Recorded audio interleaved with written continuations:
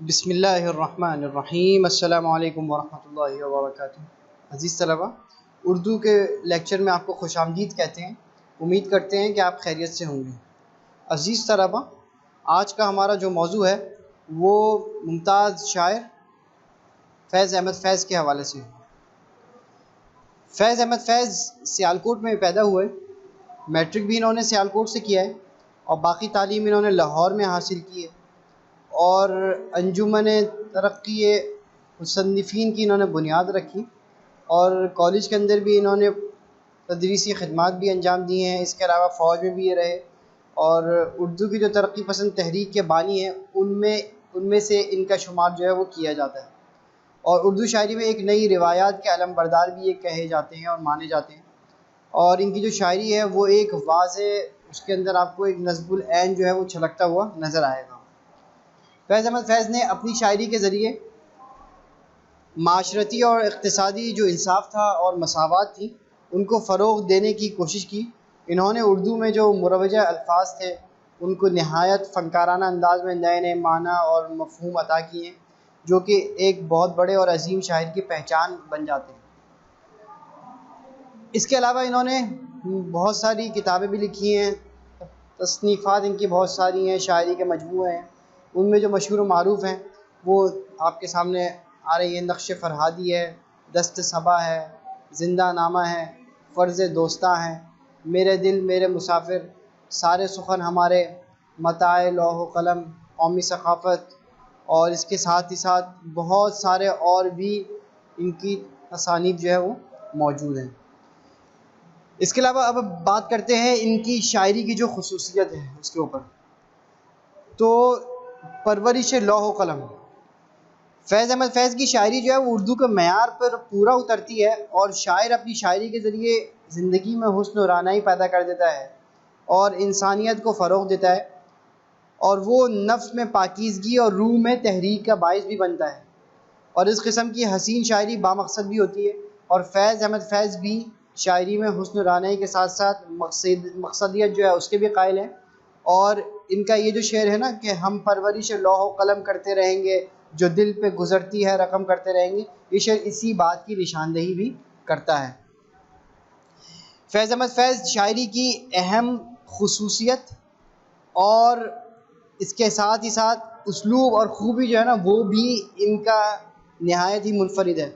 یہ صاف اور سادہ اور شائستہ زبان استعمال کرتے ہیں اور لفظوں کا خوبصورت استعمال کرتے ہیں۔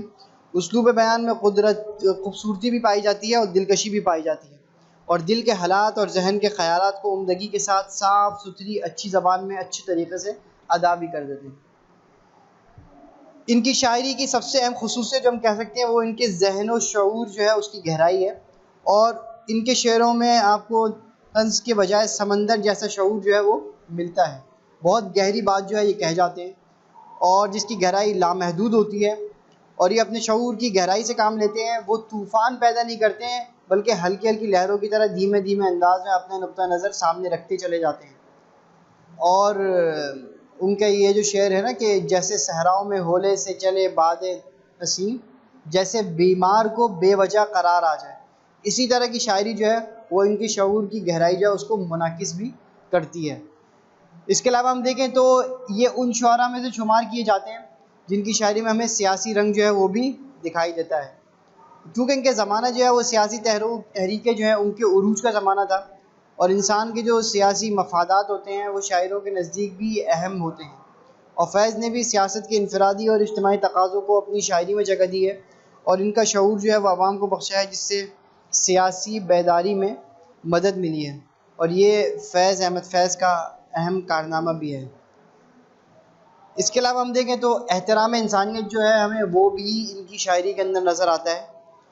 انہوں نے اس کو فروغ بھی دیا ہے۔ ان کے نگاہ میں ظالم، مظلوم، قاتل اور مقتول، حاکم اور محکوم وغیرہ جو ہیں دو مخصوص صفات کو یہ ظاہر کرتے ہیں، اور ہر صفت جو ہے وہ قابل احترام بھی ہے، اور بری صفات بھی معاشرے سے ہی جنم لیتی ہیں، یہ ان کا کہنا ہے، اور معاشرے سے یہ بھی اپنا حصہ مانگتی ہیں۔ جیسے ان کا یہ شعر ہے، لاؤ تو قتل نامہ میرا بھی تو دیکھ لوں، لاؤ تو قتل نامہ میرا بھی تو دیکھ لوں، کس کس کی مہر ہے سر محض لگی ہوئی۔ شہر جانا میں اب باصفا کون ہے، شہر جانا میں اب باصفا کون ہے، دست قاتل کے شایان رہا کون ہے۔ اس کے ساتھ ہی ساتھ ہم دیکھیں تو ان کا انداز جو ہے وہ محض تفصیلی نہیں ہوتا بلکہ اجمالی ہوتا ہے، اور اس خصوصیت نے ان کے کلام کو پر اثر بھی بنایا ہے اور مقبول بھی بنا دیا ہے۔ اور فیض احمد فیض شاعری کے وہ تمام رموز جو ایسے تھے کہ جنہیں ماحول کی ضرورت تھی، انہوں نے جو ہے نا وہ صرف اس کو اجمالی انداز اختیار کرنے پر مجبور کیا ہے، جس سے ان کی شاعری جو ہے وہ بام عروج تک پہنچ گئی ہے۔ اس کے علاوہ ہم دیکھیں جو نئی نئی علامتیں اور جو بہت ساری نئی نئی تراکیب ہیں وہ بھی یہ استعمال کرتے ہیں۔ انہوں نے قدیم غزل کے جو مضامین ہیں ان کو نئے مفاہیم عطا کیے ہیں، نئی علامتیں اور تراکیب کو منظر عام پر لائے ہیں۔